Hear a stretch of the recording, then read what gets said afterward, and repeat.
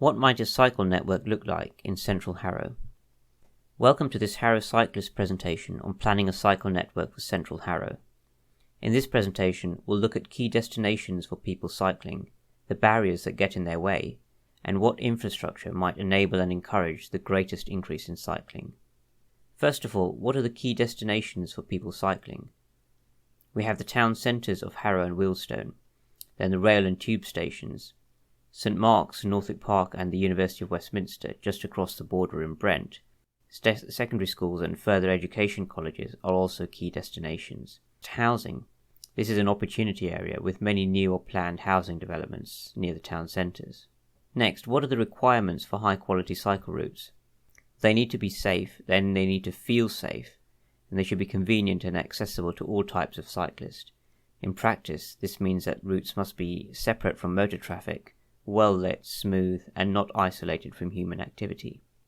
Are there any cycle routes that currently meet this standard? Yes, there are a few short sections of cycle lanes or tracks. There are also some routes on minor roads which are reasonably safe for cycling, although they will not be inclusive for all types of cyclists unless the speed and volume of motor traffic is reduced further. We've marked on the map an east-west route along Hines Road, a north-south route from Harrow Town Centre to Harrow and Wealdstone Station, and the start of the Metropolitan Cycle Route. Motor traffic can be reduced by creating low-traffic or filtered neighbourhoods. These are networks of minor roads that motor traffic cannot use as a through route, but are available for access, and they've been shown to reduce road traffic casualties by 50% and encourage more walking and cycling. There are a few low-traffic neighbourhoods in Harrow, including one on Roxburgh Road, which links the Metropolitan Cycle Route to Hines Road. Next, we shall take a look at the railway lines, which create important barriers to cycling.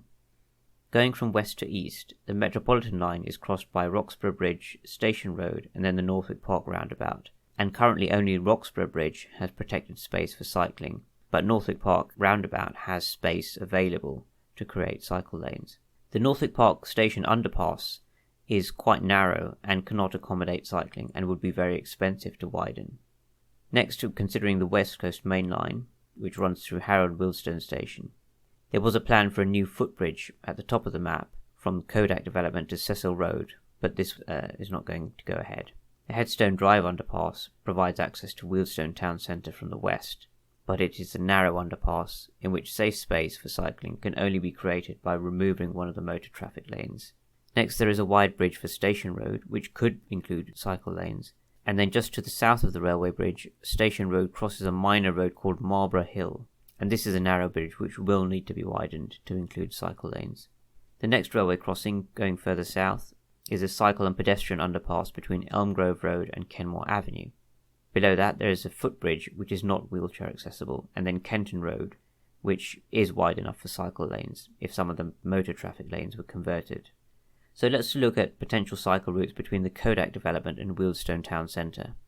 The most direct route is via Headstone Drive, but as we mentioned previously, the underpass is narrow and it will be difficult to create cycle lanes.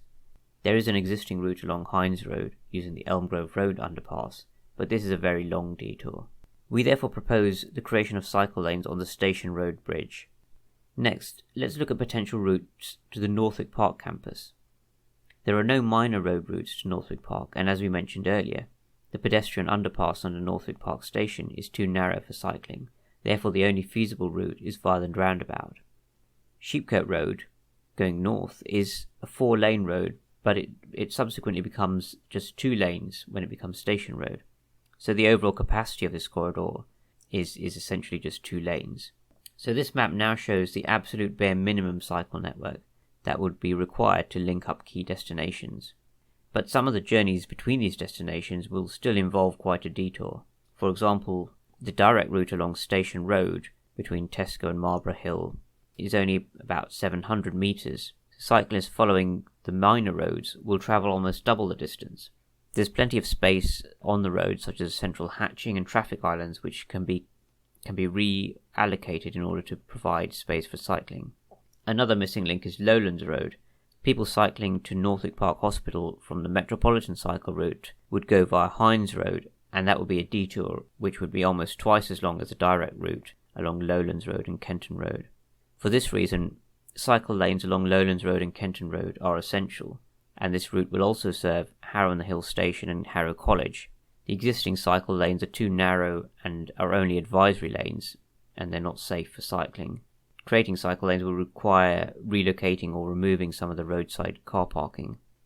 In the future, low traffic filtered neighbourhoods in the surrounding areas will further enhance the cycle network by providing safe connecting routes, enabling an even greater shift to sustainable transport. So in conclusion, the top priority corridors for new cycle routes are the Sheepcote Road and Station Road corridors, and then the Lowlands Road and Kenton Road corridors.